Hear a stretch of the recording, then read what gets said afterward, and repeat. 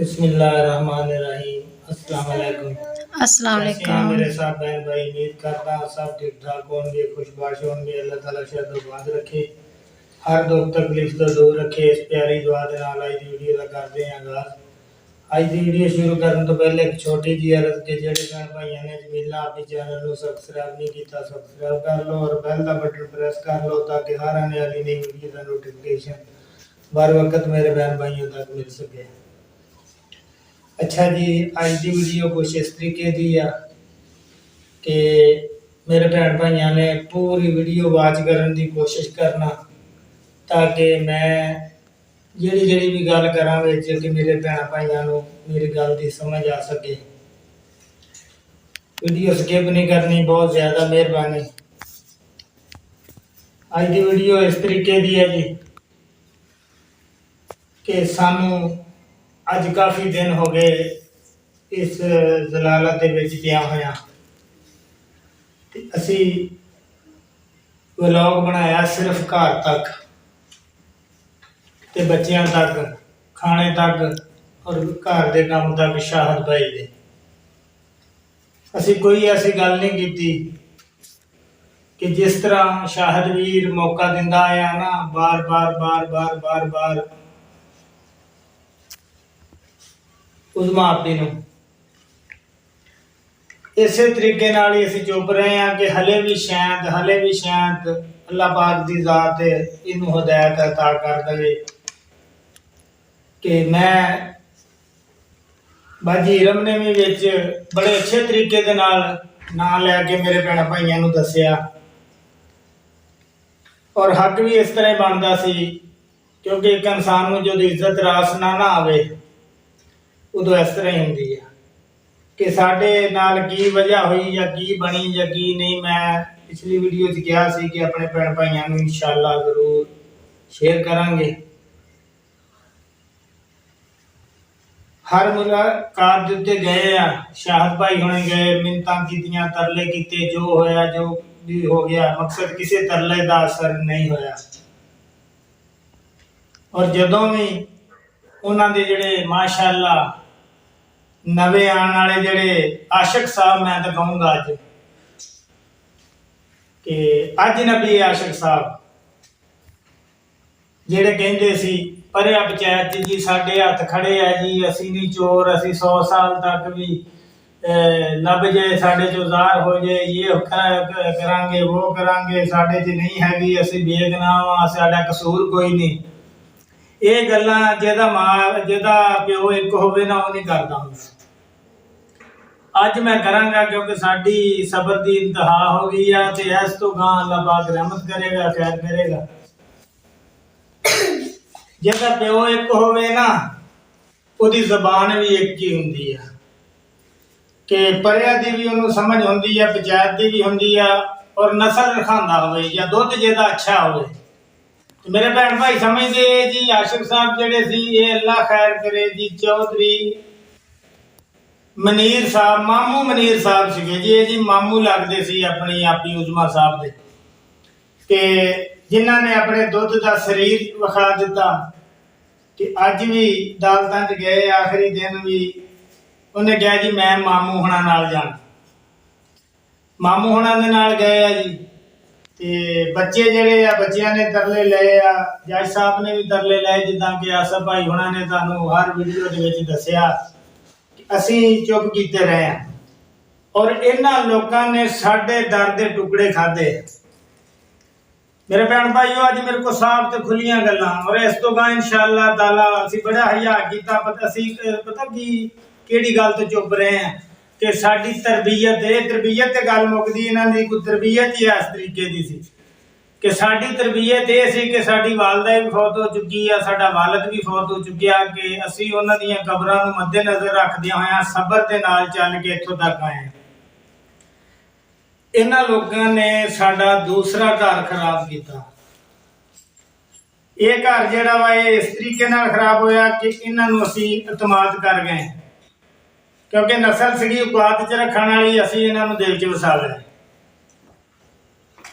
इन्हां नूं इन्हां दी औकात च रखण दी बजाय उत्ते चढ़ा लिया क्योंकि इन्हां नूं खाण नूं भी लंगर रात दिन दिता ਪਹਿਲੇ ਬਚਪਨ ਦੇ ਵਿੱਚ ਇੱਥੇ ਹੀ ਖਾਂਦੇ ਆਏ, ਵੱਡੇ ਹੋਏ ਫਿਰ ਖਾਂਦੇ ਆਏ, ਜਿੱਧਰ ਨੂੰ ਗਏ ਨਾਲ ਗਏ, ਜਿੱਧਰੋਂ ਆਏ ਨਾਲ ਗਏ।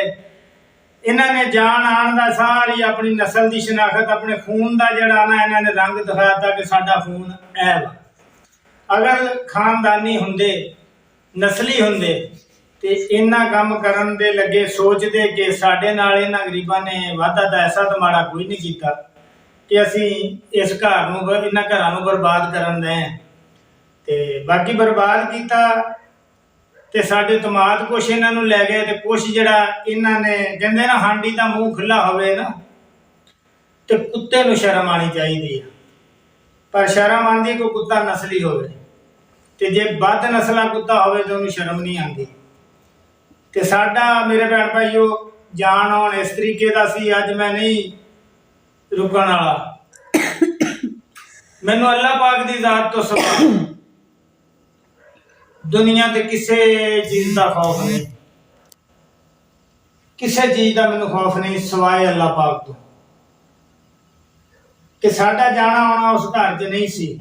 ਅੱਜ ਮੈਂ ਗੱਲਾਂ ਖੋਲ ਕੇ ਖੁੱਲੀਆਂ ਕਰਨੀਆਂ ਕਿ ਸ਼ਾਹਿਦ ਵੀਰ ਦੇ ਘਰ ਜਾਣਾ ਆਉਣਾ ਸਾਡਾ ਹੁੰਦਾ ਸੀ ਕਿ ਅੱਜ ਨਬੀ ਮਹਿਮਾਨ ਦੀ ਤਰ੍ਹਾਂ, ਕਿ ਜਿਸ ਤਰ੍ਹਾਂ ਕੋਈ ਮਹਿਮਾਨ ਜਾਂਦਾ ਅਜਨਬੀ, ਉਹਦੀ ਵਜ੍ਹਾ ਕੀ ਕਿ ਸ਼ਾਹਿਦ ਵੀਰ ਆਪਣਾ ਘਰ ਵਸਾਉਣ ਦੀ ਖਾਤਰ ਉਹਨੇ ਭੈਣਾਂ ਭਾਈਆਂ ਨੂੰ ਵੀ ਕੰਡ ਕੀਤੀ ਸੀ, ਤਾਂ ਕਿ ਜਦੋਂ ਅਸੀਂ ਜਾਂਦੇ ਸੀ ਸਾਡਾ ਜਾਣਾ ਬਹੁਤ ਮਾੜਾ ਲੱਗਦਾ ਸੀ।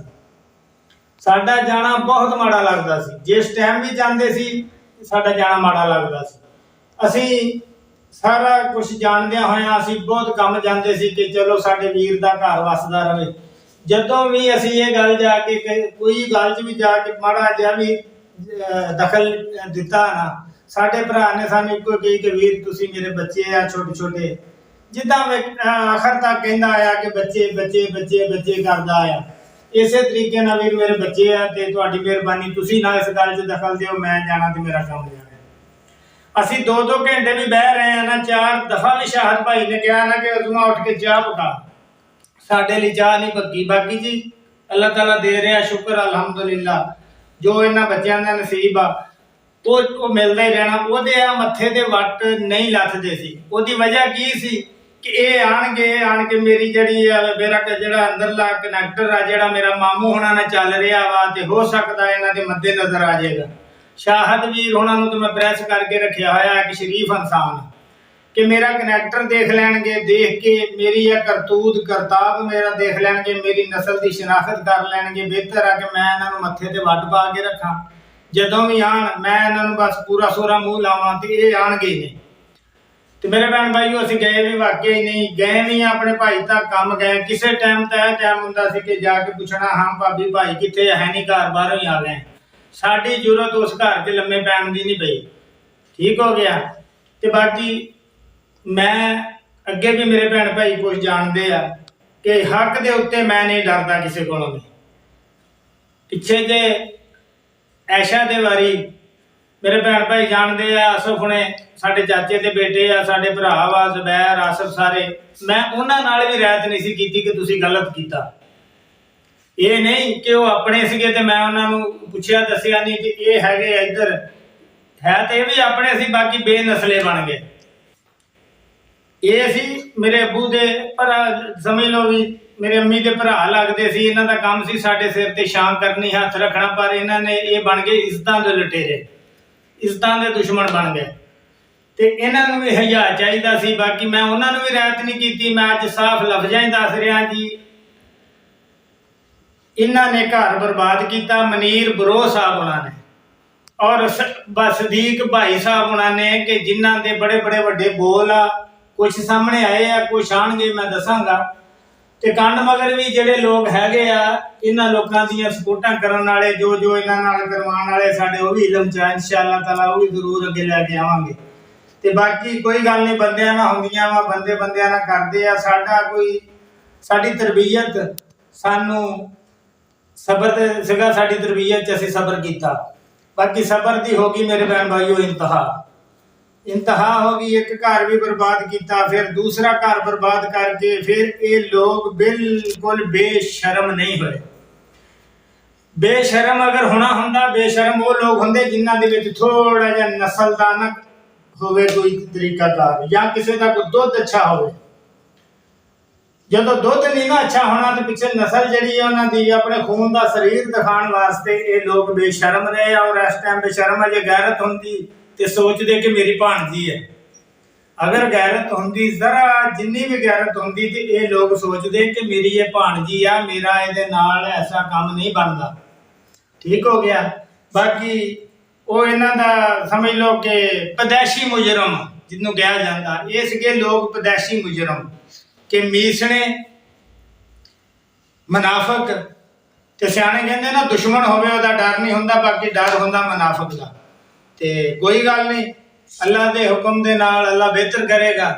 ਮੈਂ ਜ਼ਿਆਦੀਆਂ ਗੱਲਾਂ ਨਹੀਂ ਕਰਨੀਆਂ ਚਾਹੁੰਦਾ। ਬਾਕੀ ਇਹ ਮੈਂ ਇਹਨਾਂ ਦਾ ਜਿਹੜਾ ਸਾਨੂੰ ਪੜਦਾ ਸੀ ਨਾ, ਇਹਨਾਂ ਦੇ ਸਰੀਰ ਦਾ ਅੱਲਾ ਦੇ ਹੁਕਮ ਦੇ ਨਾਲ ਅੱਲਾਹ ਤਾਲਾ ਨੇ ਬੜਾ ਹੀ ਬਿਹਤਰ ਕੀਤਾ ਕਿ ਜਿਹੜੇ ਮੁਨਾਫਕ ਲੋਕ ਸੀ ਸਾਡੇ ਵਿੱਚ ਬੜੇ ਹੋਏ, ਉਹ ਅੱਲਾਹ ਪਾਕ ਨੇ ਕੁਦਰਤ ਨਹੀਂ ਸਾਈਡ ਤੇ ਕਰਤੇ। ਅਸੀਂ ਯਤੀਮ ਸੀਗੇ, ਨਾ ਸਾਡੀ ਮਾਂ ਨਾ ਸਾਡਾ ਪਿਓ। ਇਹਨਾਂ ਲੋਕਾਂ ਨੇ ਸਮਝ ਲਿਆ ਕਿ ਯਤੀਮ ਆ, ਇਹਨਾਂ ਦਾ ਕਿਹੜਾ ਗੁਸਾਈ ਹੈ। ਅਗਰ ਅੱਜ ਸਾਡਾ ਬਾਪ ਜਿੰਦਾ ਹੁੰਦਾ, ਇਹ ਜਿਹੜੇ ਕੁੱਤੇ ਬਿੱਲੇ ਜਿਹੜੇ ਆ ਸਾਡੇ ਘਰ 'ਚ ਬੜੇ ਅਤਮਾਦ ਚਾਹੇ, ਅਸੀਂ ਕਿਹਾ ਚਲੋ ਕੋਈ ਨਹੀਂ, ਮਾਮੇ ਆ ਮਾਮੇ ਆ ਮਾਮੇ ਆ। ਤੇ ਮੈਂ ਕਹਿੰਦਾ ਕਿ ਇਹਨਾਂ ਦੀ ਨਸਲ ਰੁੜ ਜਾਣੀ ਸੀ। ਇਹਨਾਂ ਦੀ ਇੰਨੀ ਤਾਕਤ ਹੀ ਨਹੀਂ ਸੀ ਹੋਣੀ ਤਾਂ ਕਿ ਉਹ ਸਮਝਦਾ ਸੀ। ਅਸੀਂ ਸਮਝ ਨਹੀਂ ਸਕੇ। ਅਸੀਂ ਇਹਨਾਂ ਤੇ ਤਮਾਦ ਰਿਸ਼ਤੇ ਤਾਂ ਕਰਦੇ ਰਹੇ, ਅਸੀਂ ਰਿਸ਼ਤਿਆਂ ਨੂੰ ਅਹਿਮੀਅਤ ਦਿੰਦੇ ਰਹੇ। ਬਾਕੀ ਇਹਨਾਂ ਲੋਕਾਂ ਨੇ ਸਾਡੇ ਘਰਾਂ ਨੂੰ ਬਰਬਾਦ ਕਰ ਦਿੱਤਾ। ਅੱਲਾ ਦੇ ਹੁਕਮ ਦੇ ਨਾਲ ਕੋਈ ਗੱਲ ਨਹੀਂ। ਅੱਜ ਉੱਥੇ ਅਦਾਲਤ 'ਚ ਪਿਓ ਵੀ ਲੱਤਾਂ ਦੇ ਵਿੱਚ ਪੈਰਾਂ 'ਚ ਪਿਆ ਰਿਹਾ, ਮਾਂ ਵੀ ਪੈਰਾਂ 'ਚ ਪਈ ਰਹੀ ਹੈ। ਪਰ ਇਸ ਔਰਤ ਨੂੰ ਜ਼ਰਾ ਜਿੰਨਾ ਹਯਾ ਤੇ ਗੈਰਤ ਨਹੀਂ ਆਈ ਵੀ ਮੇਰਾ ਪਿਓ ਵਾ ਚਿੱਟੀ ਦਾੜੀ ਮਦੀਨੇ ਵਾਲੇ ਦੇ ਵਾਸਤੇ ਪਾ ਛੱਡਿਆ ਉਹਨਾਂ ਨੇ, ਮਾਂ ਪਿਓ ਨੇ, ਪੈਦਾ ਕਰਨ ਵਾਲਿਆਂ ਨੇ। ਦੱਸੋ ਦੋਜ਼ਖ ਦੀ ਅੱਗ ਇਹਦੇ ਤੇ ਕਿਵੇਂ ਹਲਾਲ ਹੈ ਜਾਂ ਹਰਾਮ। ਅੱਲਾ ਨੇ ਚਾਹਿਆ ਤੇ ਇਨਸ਼ਾਅੱਲਾ ਇੰਤਕਾਮ ਭੋਗੇਗੀ। ਬਾਕੀ ਕੁਰਾਨ ਪਾਕ ਵੀ ਚੱਕੇ ਸੀ, ਮੇਰੇ ਕੋਲ ਪੈਸੇ ਨਹੀਂ, ਮੇਰੇ ਕੋਲ ਪੈਸੇ ਨਹੀਂ, ਉਹ ਵੀ ਇਨਸ਼ਾਅੱਲਾ ਕੁਰਾਨ ਪਾਕ ਦੋ ਜਹਾਨਾਂ ਦੀ ਕਿਤਾਬ ਆ। ਇਹਨਾਂ ਲੋਕਾਂ ਕੋਲੋਂ ਮੇਰਾ ਅੱਲਾ ਪਾਕ ਇਨਸ਼ਾਅੱਲਾ ਜ਼ਰੂਰ ਇੰਤਕਾਮ ਲਏਗਾ। ਤੇ ਵੀਡੀਓ ਮੇਰੀ ਕੁਛ ਲੰਮੀ ਹੋ ਰਹੀ ਆ, ਇੱਥੇ ਕਰਾਂਗੇ ਵੀਡੀਓ ਦਾ ਐਂਡ। ਅਗਰ अच्छी लगी तो शेयर करो, लाइक करो और कमेंट च जरूर दस्यो कि वीडियो कैसी लगी। तो मेरे भैन भाईओ, तुहाडियां भैन भाइयों ਦੀਆਂ सपोर्टां ते हौसले वसाइयां चाहिए आ। ते बच्चे आ अल्लाह पाक वारस आ उन्हां दा, मेरे सोहने मालिक ने पालदे ने। वेखो साडी वालदा फौत हो गई सी, असीं छोटे छोटे सी। इसे शाहद वीर ने सानू बड़े अच्छे तरीके नाल पालिया ते ओह अपने बच्चे भी पाल सकदा और अच्छे तरीके नाल पाल सकदा। बाकी इत्थे ही लवांगे इजाजत, वीडियो लंबी होने दी। अल्लाह हाफिज़, सोने रब दे वाले।